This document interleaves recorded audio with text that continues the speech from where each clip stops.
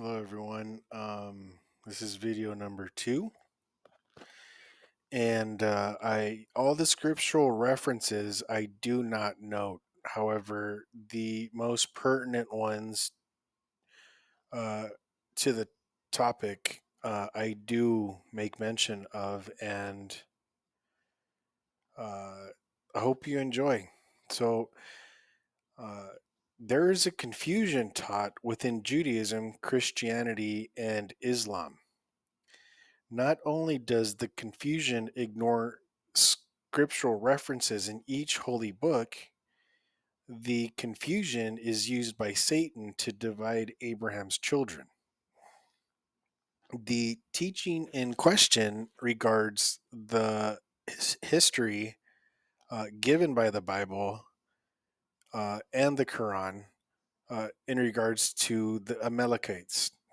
Now, today, uh,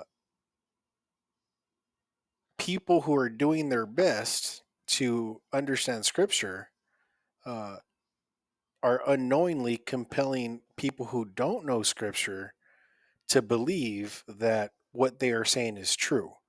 And that teaching has gone as far as to label the people of the West Bank, Gaza, and the surrounding territories of Israel, and has identified those individuals as the descendants of the Amalekites. Now, the following study will take into account the three Torah laws mentioned uh, at the end of it, at the end of the Torah. They're like Commandment 16:11, 16:12, and 16:13. And I will do my best to explain this confusion with the best information I have because those individuals that teach the people of the West Bank, Gaza, and Jordan, and those Egypt as Amalekites are in fact not actually Amalekites, as you will see.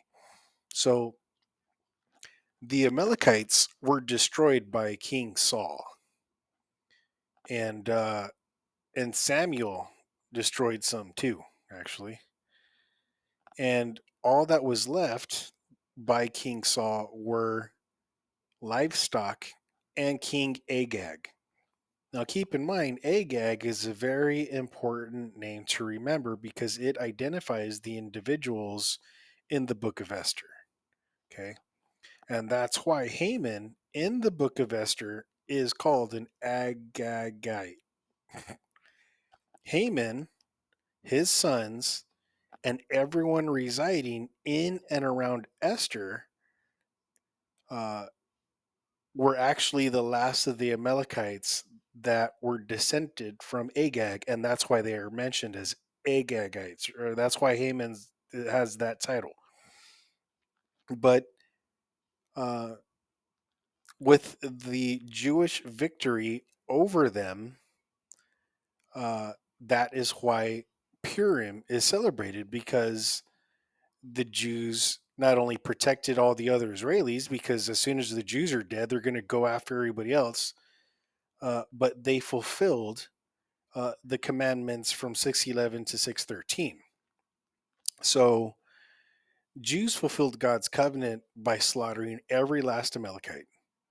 However, Amalekite is a namesake used throughout scriptural history to refer to an individual as a polytheist, as you will see in the Quran. So, once again, Jews are leading the way and saving their Israeli brothers. And there's a beautiful history contained in our books. Now, uh, are the Arabs of Israel and are the nations surrounding Israel still housing Amalekites? No. Following the confusion, it is easy to make an assumption that Amalekites continue to reside in Persia, but that is a false doctrine as well. Okay, because they were wiped out. I don't know. I think Esther and her team slaughtered like 75,000. They just took them all out, dude. All of them are dead, right? So to begin, Ephraim, northern Israel, were scattered by the Assyrians. And as a result, Assyria translated foreign nationals into the newly conquered territory. So you had Elamites, Syrians, a whole Babylon, a whole bunch of people that came over and they settled in the newly conquered northern Israeli territory. Now, only those nations Assyria brought into Israel were left, with the tribes of Judah, Benjamin, and Levite. And those were the only ones remaining in the promised land before the Babylonian conquest. So, but what we have to remember, God told Judah, just as I removed Israel because of their whoredoms, God would also remove Judah and have them scattered as well. But what we know is that the Bible makes definite determinations, one of which is the complete eradication of the entire people of the Amalekites, right? Now, the Bible does not make mention of the eradication of Palestinians because Judah and the Philistines were actually allies against Babylon, Edom, Moab, everybody. But of course, they got conquered and then they got scattered, right? So after the Babylonian conquest of Judah, the rich and affluent Jews and Palestinians were taken captive to Babylon because, of course, they were allies. However, the Babylonian generals left the poor Judeans of the land to tend crops. Therefore, the poor Judeans, Benjamites, Levites, and Palestinians became one family. And with the introduction of the Assyrian nationals who were introduced, and uh, with the Edomites and the various nations the Babylonians introduced, they were all grafted into the tribe of Judah. Okay. So do your history, figure it out, just, or get the book, right? So therefore, after the Assyrian and Babylonian conquest, Jews absorbed everyone translated into Israel by their conquering nations because they were the main source of food. So, so yes, the Bible does not record the elimination of Palestinians as it does the Amalekites because the Palestinians got scattered from Iraq to Iran, right? So, yes, once again, as the Jews and Palestinians were allies against against the Babylonians, within the Babylonian uh, kingdom, Jews and Palestinians fought against the Amalekites again, right? So Palestinians were taken to Babylon with Jews, and both were commanded by Jeremiah to one another, so that their numbers would not diminish and they would multiply. But that's a whole other story. Okay, so even the Quran mentions the Amalekites. However, it also mentions them as a namesake to the idea of a polytheist. So when Haman is mentioned in the Quran, Haman is the chief counsel to the Pharaoh, and he is also the high priest. So Haman himself was a polytheist. Okay. So the court official and high priest, second to the Pharaoh of Egypt, was named Haman. So both Moses and Haman knew one another as recorded by Muhammad. Okay. As a matter of fact, it was Haman who delivered the edict to Pharaoh to kill Israeli children. Yet, as a tender mercy, Pharaoh's daughter saved Moses because the edict wasn't necessary. it wasn't in the hearts of the Egyptian, the Egyptian uh, princess. It was in the hearts of the Haman Amalekite who gave the edict to Pharaoh, and um, that's how that happened. So as we continue, let's consider what Haman of the Babylonian kingdom is famous for. Haman, Esther's enemy, killed Daniel. Okay, knowing that fact opens the book of Daniel for interpretation because we are able to pinpoint where the New Testament falls in place and what the Quran is trying to say. Because the Quran is trying to help Islam understand their duties in regard to Holy Jihad, as mentioned in the Hadith. And for example, the Quran mentions Haman as a Macedonian.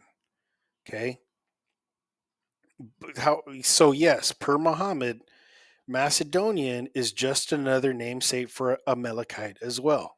Okay, so considering the Persian historical records that we can all read in Persia, there is no reference to Haman or any of his kingship because they were wiped out for killing Daniel.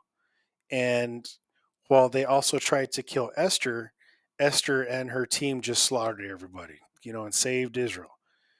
So in the Quran, Haman is mentioned 4 times with Pharaoh and twice as an individual. So during Moses's and Haman's interactions, Moses tried to persuade Haman unto monotheism and to seek protection of the Israelites.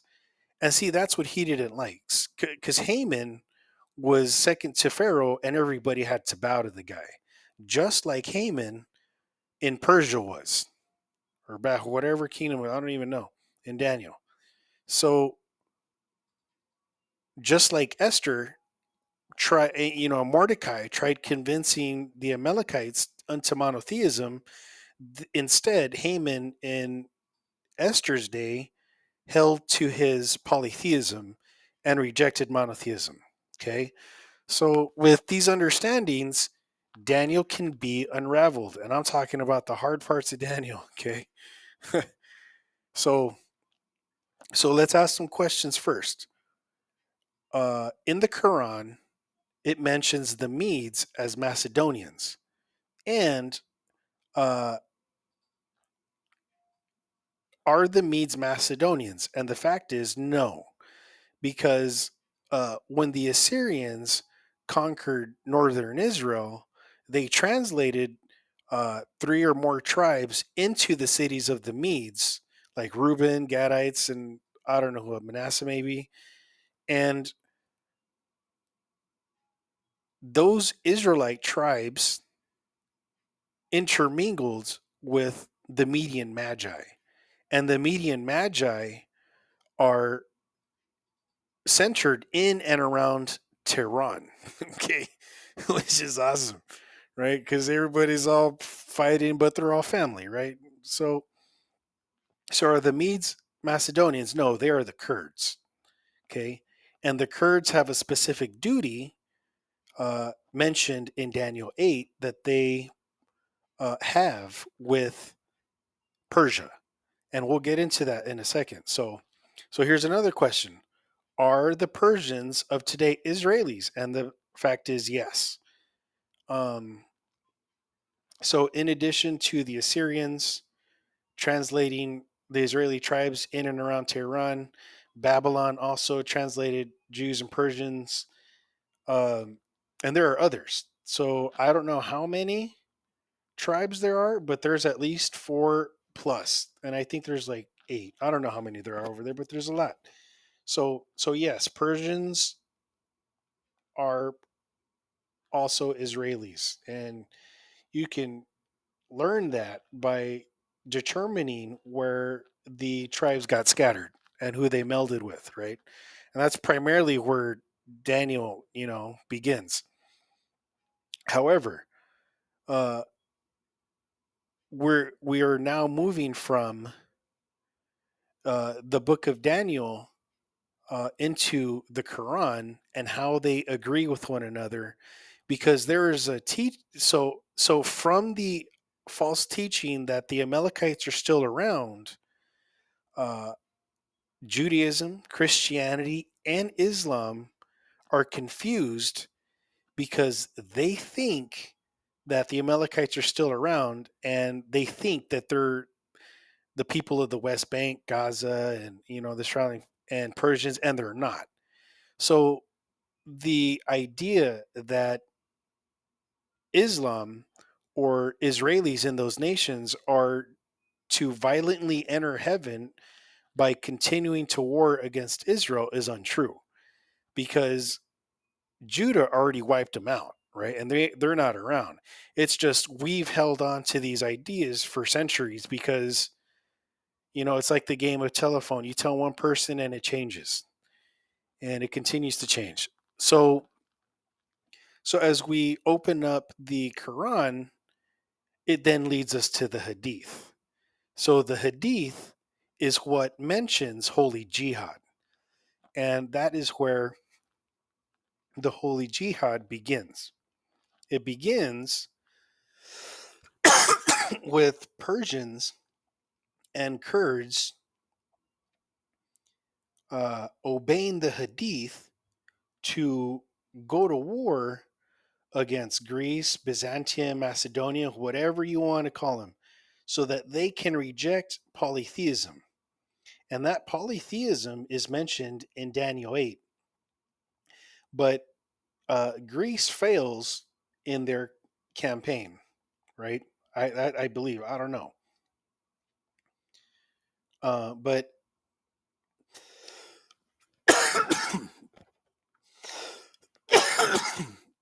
as a matter of fact, the bear general that is mentioned in Daniel 7:5 contains 3 ribs.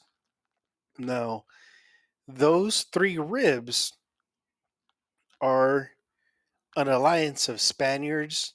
That's where you get the name Perez, Medes, and Persians. Okay. Uh, what I meant was the Greeks fell. Yeah. Anyways, so this information leads us to the Hadith, and as we learn up to this point, this is where jihad begins to be introduced to Islam, and it falls in line with Christian eschatology. So, according to Daniel, Isaiah 66:17, and Revelation, that is where the Hadith begins to teach the Holy Jihad, and the Quran follows. Okay. So, altogether, Abrahamic religions will enjoin one another in servitude to Holy Jihad, as each fulfills prophecies pertaining to their holy books in regards to nation rising against nation. Okay.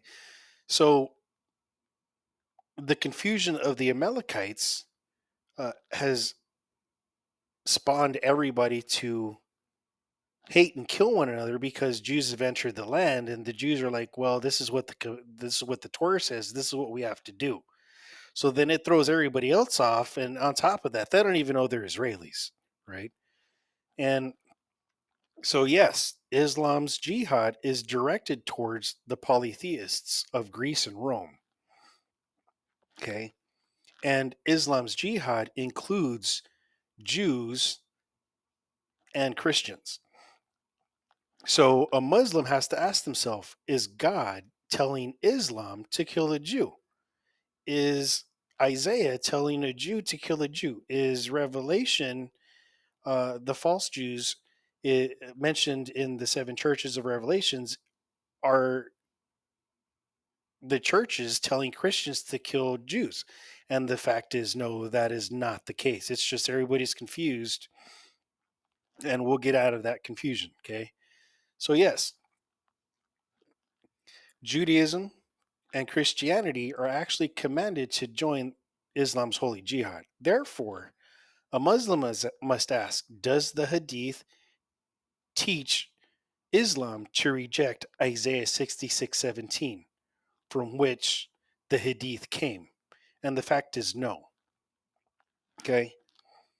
So that is why we can put what Amalekites are into perspective.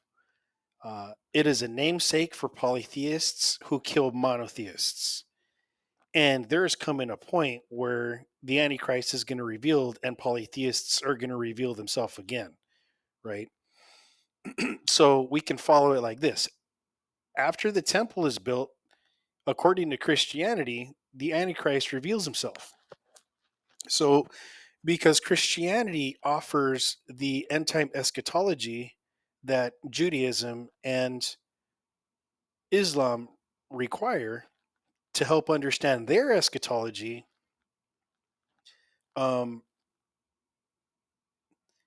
it is possible to understand Christianity through Daniel because that is where Daniel came from, right? And on top of that, all the apostles and Jesus were Torah observant, so they knew what the Torah said. So once once the Holy Jihad begins, I assume that every prophetical verse of war begins to open for completion, right?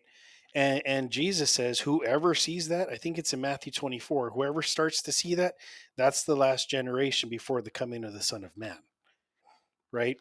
And the coming of the Son of Man is the individual that Jesus prophesied to come, which I believe is the Holy Ghost and is Michael. And the reason why I think it's Michael is because Michael's an angel and he's a man. He's not a demigod. And you can find that in Revelations 12 because it is Michael who removes Satan from heaven, right? And heaven is Israel, it's the tree of life, it's Jerusalem, it's the temple. Um, so the bear of Daniel 7:5 uh, eats three ribs. And according to Daniel 8:3 through 12, Daniel 8:3 through 12 mentions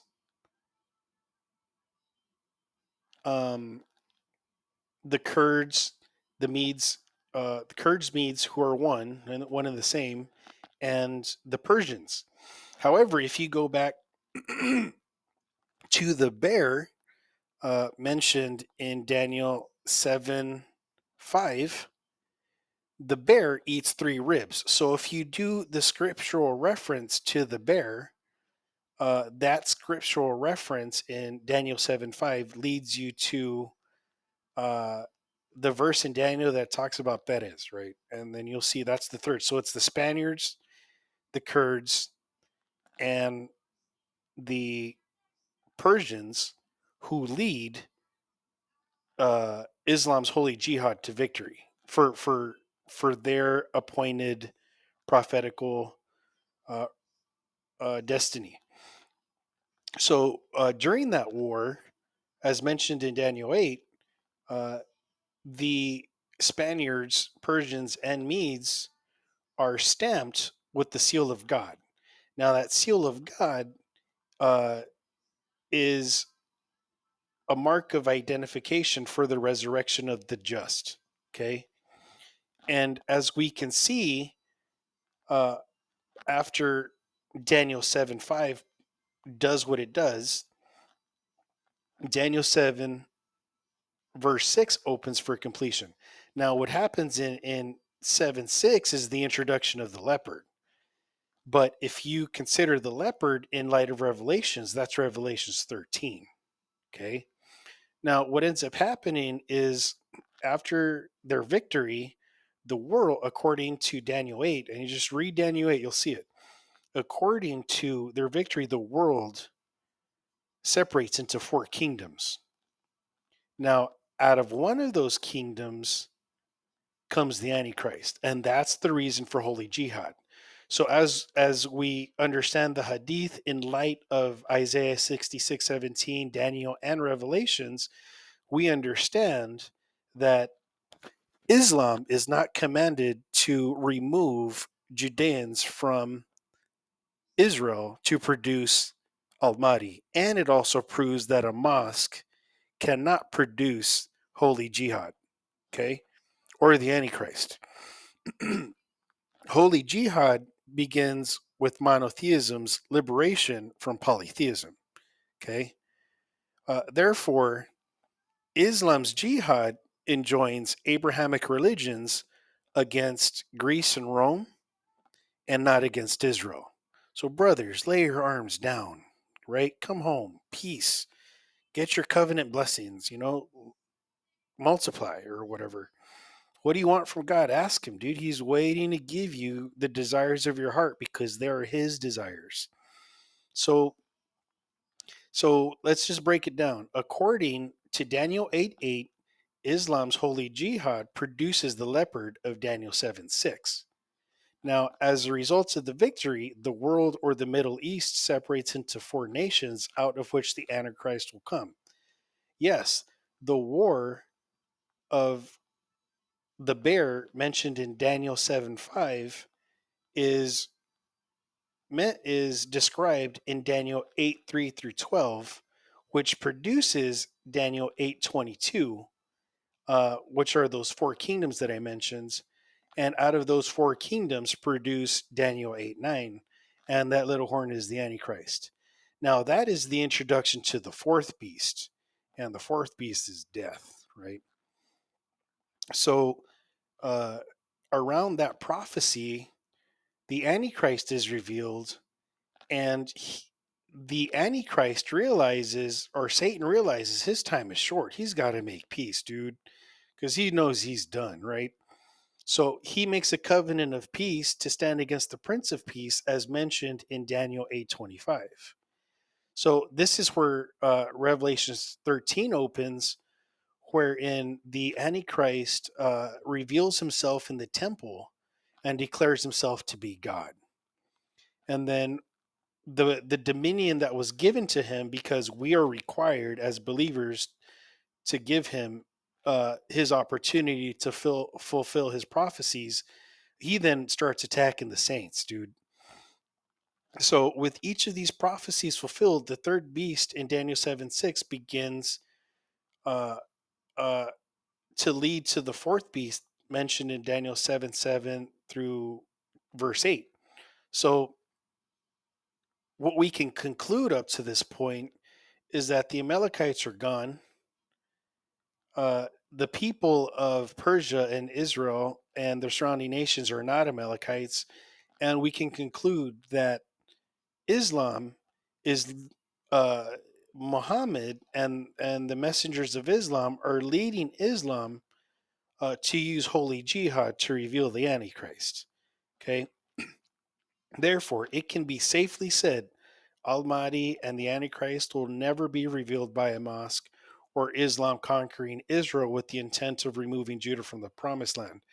And as I've said before, if Islam removes, or if an Israeli Arab removes Judah from the covenant, which they cannot and never will, by the way, it would just mean that Arabs remove themselves from Palestinian King Abimelech's covenant with Abraham.